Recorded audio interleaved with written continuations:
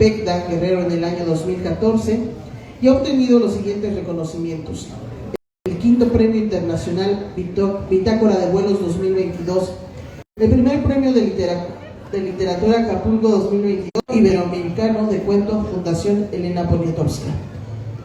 Vamos a dar un fuerte aplauso a la maestra Marcitiana Ortega, acompañada del maestro Mario Ángeles Herrera.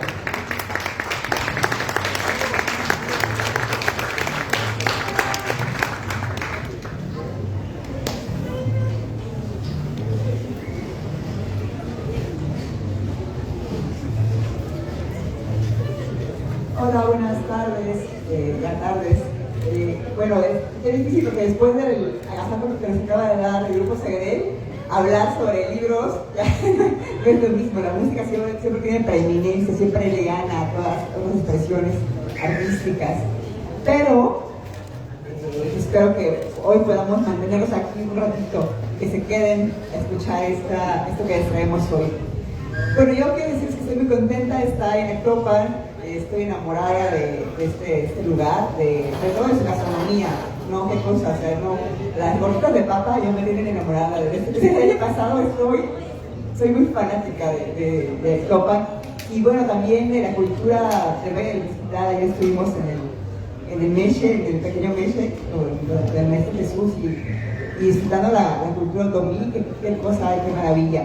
Y esto que venimos a presentar hoy es también otra región, una región que no queda tan lejos, está aquí un poquito más al sur, de Guerrero. Son historias de la tradición oral del norte de Guerrero. Yo nací en Acapulco, pero mis padres son de Tasco. Y las padres de mis padres son de un pueblo cerca de ahí que se llama Izcatopan.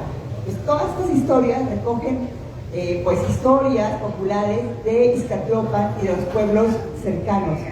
Yo le pedí al maestro Mario que me acompañara justamente haciendo gala de su narrador oral, que me acompañara a narrar hoy uno de estos cuentos. Ese cuento, nada más digo algo importante para mí, que yo empecé a escribirlos en noviembre del 2020. Con la epidemia del COVID, mi abuelo falleció, poco antes había fallecido el último hermano de mi abuela, y antes había fallecido mi abuela. Entonces, con estas muertes de los abuelos y de las abuelas, yo sentí que mis hijos se iban a quedar sin historias, que si yo hacía un esfuerzo por contarles lo que ellas me contaban a mí y por transmitirles el amor y como la manera en cómo ellos vivían el mundo, se iba a perder. Y yo no quería que la muerte de mis abuelos significara la pérdida de esta sabiduría y de esta manera de ver la vida. Por eso hice un esfuerzo enorme para, a pesar de la tristeza y a pesar del miedo a la pandemia, ponerme a escribir esos cuentos. Y creo que esos cuentos en parte me ayudaron también a atravesar mi propio miedo y mi propia tristeza, que es una de las ventajas de la escritura, de las herramientas de la escritura. La escritura ayuda justamente a transformar eso que sentimos en otra cosa, y sobre todo al compartirlo ya se transforma pues en alegría, en sabiduría, en diálogo, en reflexión. Entonces yo quería compartirles eso, y ahora sí les doy la palabra al maestro Mario para que les dé el favor de contarnos un poco. Bueno, muchísimas gracias. Primero es un agasajo, uno tras otro, ¿no? Escuchar este concierto de gran estructura y de gran nivel, y ahora estar aquí con Marcitania, una escritora importante. Cuando me pidió que la acompañara en este momento, yo dije sí, porque me encanta la literatura y porque compartir libros es como algo cotidiano para mí. Luego me hice llegar en PDF el libro, y ahora ya lo tengo en físico. Y encuentro, antes de contar algo y antes de leer algo, encuentro una magia exquisita de realismo, una buena dosis de realismo mágico. Ese realismo mágico que nos regalan las abuelas cuando las acompañamos y nos cuentan historias y estamos inmersos en que llegue la tarde, la noche, para que nos cuenten, o que no nos cuenten, abuela, hoy no nos cuentes de miedo, no queremos saber cosas de miedo, pero las abuelas son tercas y nos cuentan historias. No, esta no es de miedo, y a la mitad ya vamos temblando de lo que nos van contando, ¿no?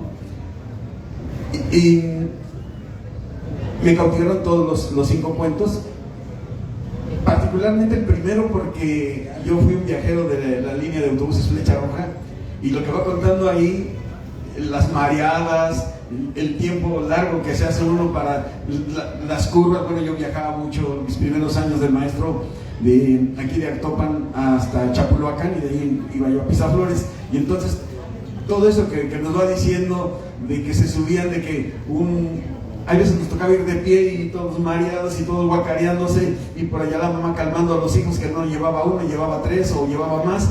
Y bueno, de verdad que quienes logren leer este libro, quienes tengan este libro en sus manos, que más al rato supongo que habrá por aquí una manera de adquirirlo, tienen para contarle magia y encanto a sus niños, a sus nietos, a sus hijos, a sus sobrinos.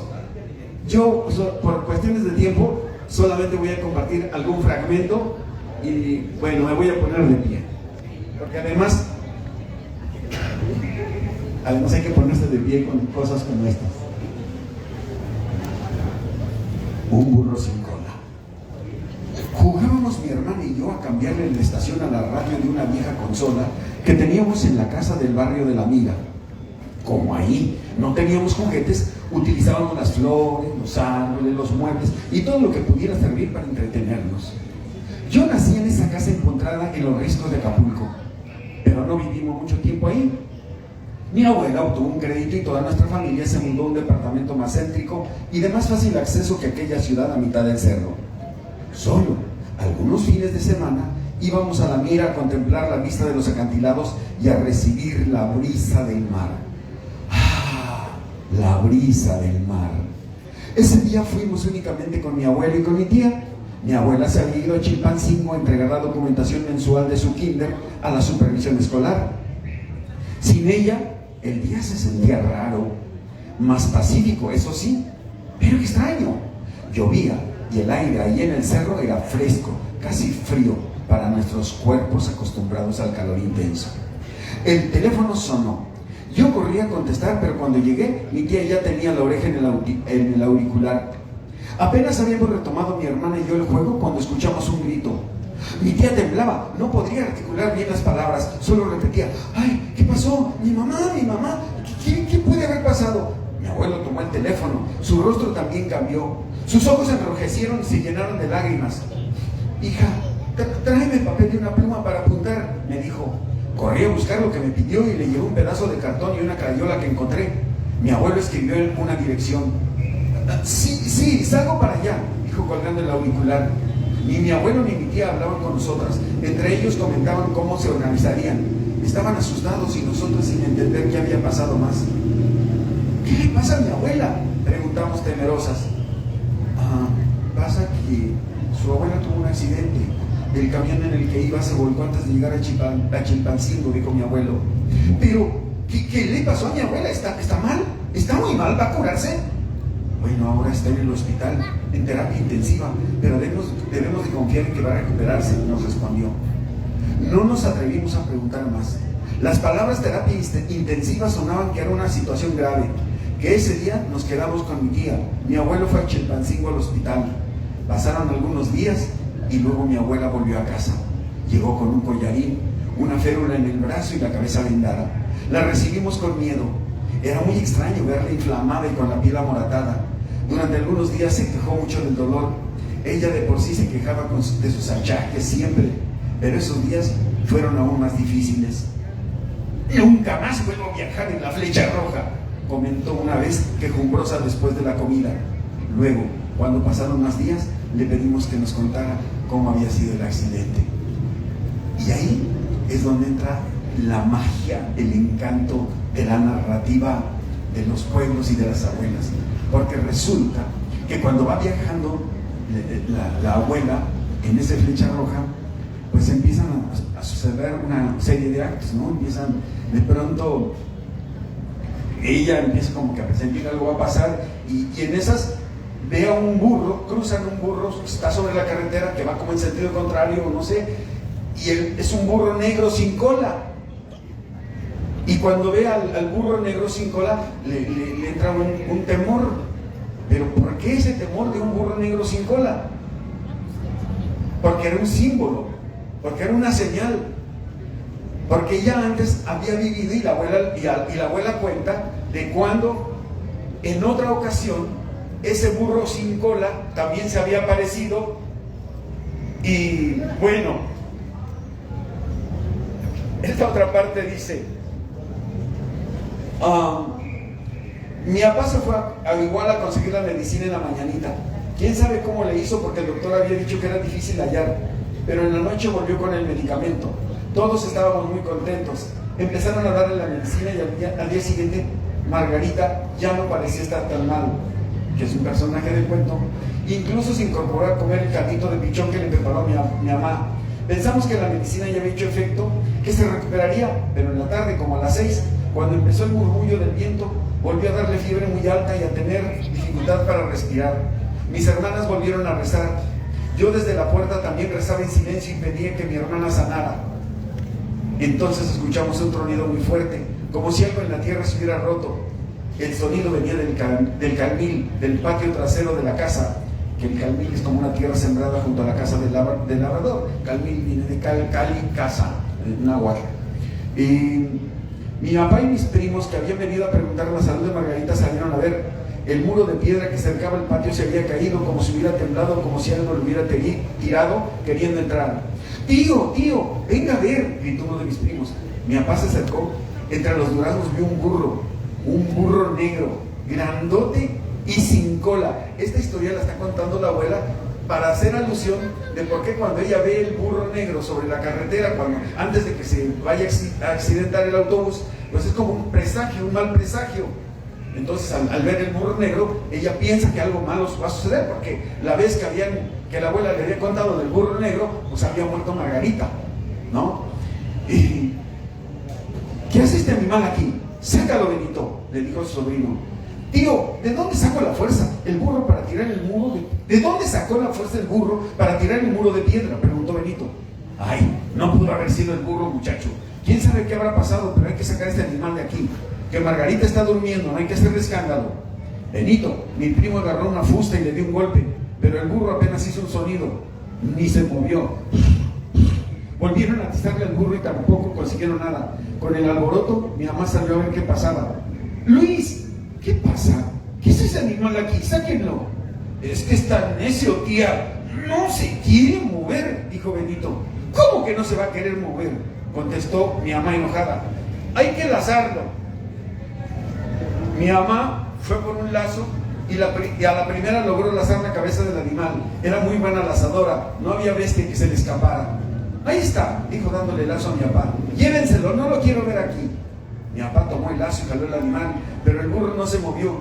Entonces le dijo a su otro sobrino: Epifanio, ayúdame con este animal, que mira que no lo podemos sacar. Y ahí nomás, Epifanio, que era bueno para eso de domar los animales, pues como pudo, se trepó en el animal y lo logró sacar. Pero esto es una historia que por cosas de tiempo no podemos contar completa, y porque además pues tienen que comprar el libro, porque los libros se compran, por eso hay tantos libros ahí, para tener el lujo y el gusto de compartirlo con los demás. Muchas gracias, Tania, por haberme invitado a compartir mi palabra, y con gustoso, porque quiero pedirte un favor aquí con el público, que me permitas integrarlo a mis espectáculos de narración oral, y de aquí en adelante habrá un espectáculo que se llame Cuentos para leer en autobús, en donde incorporaré además los cuentos que yo viví en estos tránsitos que hacía yo de Actopan hasta Tamazunchale. Muchas gracias. Al contrario, es también un privilegio posicionarte como narrador y poder contarles a ustedes también estas historias. Yo no sé ustedes, porque yo me sentía así como el miedito, ¿no? Así, pues, no sé qué miedo, a mí me aterraba cuando veía un burro negro, ya que se circula, porque... Pero estas imágenes, estos símbolos de los abuelos, que nos cuentan como que son como importantes de ver. Y todo tiene una enseñanza y una... Tú sabes, ¿no? Que la narración oral el maestro sabe, también el maestro Jesús, que la narración oral siempre tiene una parte pedagógica, que es que se nos quiere transmitir un mensaje por algo y para algo, ¿no? Que yo no sé, no siempre es fácil saberlo, o sea, no siempre es fácil, porque no son explícitos, pero por lo menos el amor a la tierra, ¿no? La atención a la naturaleza, el respeto a la naturaleza, el respeto entre nosotros seguro está ahí. Y por eso era muy importante para mí, sí, no muy importante. Qué bueno que vas a compartirlo, yo estoy agradecida que me extendieras en tus historias. Y bueno, pues yo voy a hacer una donación de 2 libritos para el público y un libro para la biblioteca pública de aquí. Uno se va a caer en la biblioteca, yo le pido a Norma, a la maestra biblioteca, a Janet, que por favor ahí lo tengan disponible para que todos ustedes puedan ir y leerlo cuando ustedes quieran. Y hoy voy a entregar 2 libritos al público, a la persona que me responda. Bueno, que me diga quién fue Efrén Rebolledo y por qué este festival se llama así. Un escritor de Actopan. ¿De qué? ¿Escritor de qué? ¿Escritor de qué? Estás así, un puntito. ¿Qué escribía? ¿Cuentos?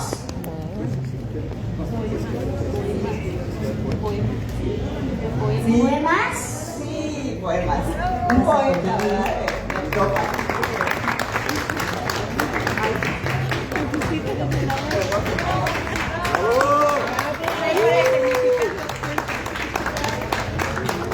Y alguien más que me cuente, así brevemente, un cuento, alguna historia igual, de sus abuelos, de sus abuelas, pero de esta región. Alguien que me cuente una historia de preferencia de miedo, porque me gustan mucho las historias de miedo. Bueno, por ejemplo, en mi casa dicen que cuando yo nací había una mora muy grande en la casa de mis abuelos, que es aquí en el centro, pero que se pagaba un gato y el gato no se iba aunque le echaran agua caliente, nada. Y ya era tanta la insistencia de mis papás que le echaban agua caliente que cuando escucharon que se fue, cayó en el techo y se escuchaba cómo arañaba, o sea, como si fueran rasguños de persona. Y una vecina que es de Ciudad Mante les habló y les dijo, ¿saben qué? Pues cuiden a la niña porque es la bruja que anda ahí. Entonces esa historia siempre se las cuentan y cuando yo tuve a mi bebé era de poner las tijeras, los espejos y sal en las paredes. Incluso mi abuela, que es de Poshi, que está aquí en el municipio igual, me decía que pusiera un pantalón de su papá o una truza en la azotea, volteada, para que no le pasara nada. No, bueno. Sí. Cualquiera se espanta. Entonces sí, en mi casa siempre han sido de que muy supersticiosos en ese sentido. Pues qué bonito. Gracias. Definitivamente hay cosas que los frutos, el sudor humano, todo eso de saliva, ¿no? Que sirve para curar, sí es muy importante. Qué buen relato. Ahorita de libro aquí. Bueno, pues, no sé si... preguntas, si quieren preguntar. ¿Sí? ¿Tres cuentos? Es que uno es para la biblioteca. Es ella. Ahí va a estar Yo quiero contar uno. Bueno, que no me dejes. Adelante. Hola, buenas tardes. Mi nombre es Lalo Saavedra. Yo quiero compartirles de que dice que le gusta el terror. No me lo contó mi abuelito ni mi abuelita. Lo que pasa es que mis papás tenían unos compadres en la estancia. De este lado de acá estaba la estancia y hay mucho cerro. Entonces teníamos sus hijos de los compadres, viajaban con nosotros, pero mis papás, bueno, mi papá tenía una camioneta que era con medidas. Y cuando empezamos a subir el cerro, estaba todo oscuro. Y empezaban a contarnos ellos que sus abuelos les contaban que allá en la estancia estaba la bruja. y que era un pájaro grandote que se desplumaba y que en las noches, no hombre, no. Entonces ya no podíamos nosotros dormir allá porque nos quedábamos en la casa nos metían unos sustos espantosos, ¿verdad? Y entonces decían que en la estancia, y yo siempre me quedé con esa idea. De hecho, todavía tengo 40 años, nada más llego al centro de la estancia y me regreso. Ya no paso más arriba, porque está de veras, hace 30 años pues, no había luz, ni con las barrancas, y eso, porque vivían hasta medio adentro de la estancia, no, pues era un miedo terrible. Y desde ahí, creo que nos dejaron como unos 5 años sin poder dormir fácil, por andarnos platicando de la bruja. Muchas gracias. Gracias. Que se escuche fuerte el aplauso para Marcitania Ortega, acompañado. Sí, nada más si me permite que dejamos como tarea a los papás, a las mamás, no dejen de contar historias a sus hijos. Los papás, las mamás y los abuelos son libros vivos. O sea, no necesariamente hay que tener libros en físico, son importantes, pero cuando uno tiene un abuelo contador, una abuela contadora, le está heredando un patrimonio cultural muy importante a sus hijos. Y pues a la presidencia y a cultura y a biblioteca le dejamos por ahí también un pendiente. Vamos a hacer el espectáculo de cuentos, espantos y otros aparecidos para tenerlo para ustedes. ¿Ok? Muchas gracias. Muchísimas Que gracias. se escuche fuerte el aplauso para Marcitania Ortega, acompañada del maestro Mario Ángeles. Vamos a hacer entrega del presente reconocimiento a manos de nuestra regidora Catarina Gutiérrez Oaxaca. Sí, gracias.